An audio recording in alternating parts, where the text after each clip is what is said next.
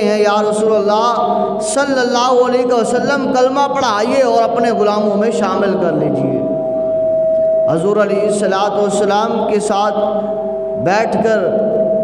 कलमा पढ़ते हैं, दार इस्लाम में दाखिल होते हैं, जिनका नाम है माल के लिहाज से, दौलत के लिहाज से, इज़्ज़त के लिहाज से, शर्म व हया के लिहाज से, कारोबार के लिहाज से,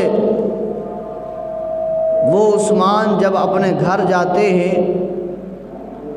तो आपका चाचा जो कि काफिर है वो हज़रत उस्मान गनी रज़ियल्लाहु ताला अन्हु को तकलीफ़ें, अज़ियतें देना शुरू कर देता है। इतनी अज़ियतें देता है, इतनी तकलीफ़ें देता है, इतना दर्द पहुंचाता है और कहता है कि इस तरह कर इस्लाम को छोड़ दे। हज़रत उस्मान गनी रज़ियल्लाहु ताला अन्हु आप फरमाते हैं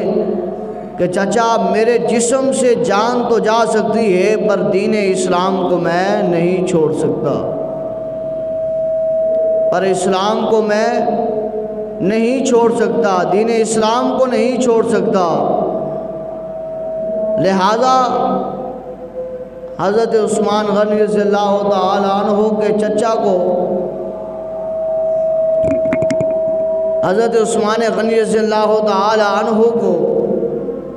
उनके चचा ने बड़ी तकलीफ़ दी, बड़ा परेशान किया,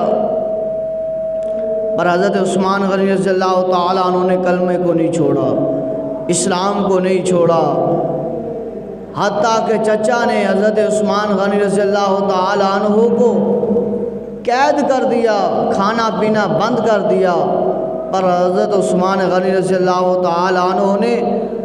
कलमा तय्यबा को नहीं छोड़ा।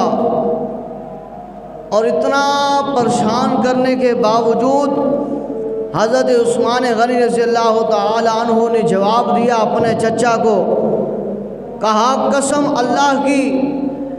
मैं ये दीन इस्लाम कभी नहीं छोड़ूंगा, जे छड़ देवा दुनिया हो सकता गुजारा, मुहम्मद नू छड़िया गुजारा नहीं होना। ये हज़रत उस्मान गनी रज़ियल्लाहु ताला अन्हु का जज्बा था, ये शौक़ था, ये हिम्मत थी, ये ताकत थी। और गोया कि वो अपनी ज़ुबान हाल से अपने चचा को जो जुल्म व सितम कर रहे हैं उनको कह रहे हैं कि तोड़ दो तुम हड्डियाँ मेरी सभी, दामन अहमद न छोड़ूंगा कभी। यानी कि अपने चचा